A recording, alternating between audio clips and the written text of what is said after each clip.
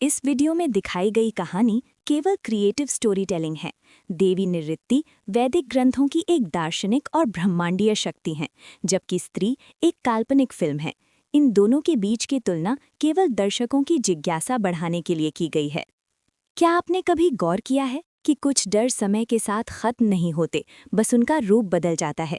एक पुरानी गांव में जहां रात होते ही सन्नाटा उतर आता था, हर घर की दीवार पर एक ही वाक्य लिखा होता था, ओ स्त्री, कल आना। क्योंकि लोगों का मानना था कि वो रहस्यमयी शक्ति उसी रात आती है जब कोई उसे भूल जाता है। एक बार एक युवक ने हंसते हुए कहा, ये सब अंधविश्वास है, और उसने अपने दरवाजे पर कुछ भी नहीं लिखा। रात गहरी होती गई, हवा भारी होने लगी, और ठीक आधी रात को ठक ठक ठक दरवाजे पर दस्तक हुई। उसने सोचा कोई मजाक कर रहा है, लेकिन जब उसने दरवाज़ा खोला, बाहर कोई नहीं था, सिर्फ ठंडी हवा और मिट्टी पर गीले पाँव के निशान जो धीरे धीरे उसके घर के अंदर जा रहे थे। वो घबरा गया, पीछे मुड़ा, लेकिन तब तक बहुत देर हो चुकी थी। अगली सुबह दरवाज़ा खुला मिला और वो युवक कभी नहीं मिला। लेकिन ये कहानी यहीं खत्म नहीं होती। सदियों पहले वैदिक काल में भी कुछ ऐसा ही होता था। ऋषि मुनि एक ऐसी शक्ति से भयभीत थे जिसे वे देवी निवृत्ति कहते थे, विनाश, पतन और अंधकार की अधिष्ठात्री। वे हर दिन मंत्रों में प्रार्थना करते, हे निवृत्ति, हमसे दूर रहो, क्योंकि उन्हें पता था वो कोई साधारण शक्ति नहीं, बल्कि वो नियम है जो तब सक्रिय होता है जब संतुलन टूट जाता है। एक कथा के अनुसार एक अहंकारी तपस्वी ने इन प्रार्थनाओं का मजाक उड़ाया। उसने कहा, मैं किसी निवृत्ति से नहीं डरता।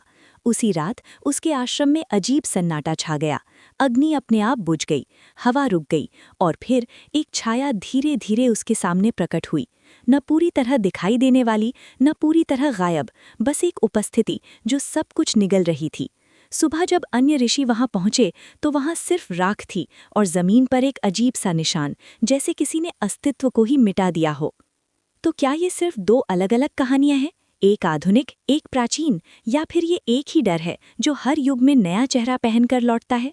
शायद सच्चाई ये है कि निवृत्ति कोई बाहर की शक्ति नहीं, बल्कि उस अंधकार का नाम है जिसे हम अपने कर्मों, अपने अहंकार और अपनी गलतियों से जन्म देते हैं। और जब वो अंधकार बढ़ जाता है तो वो किसी स्त्री की तरह, किसी छाया की तरह हमारे सामने खड़ा हो जाता है। और सीख यही है, डर से बचने का एक ही तरीका है, अपने भीतर के अंधकार को पहचानना, अपने कर्मों को सुधारना और संतुलन बनाए रखना।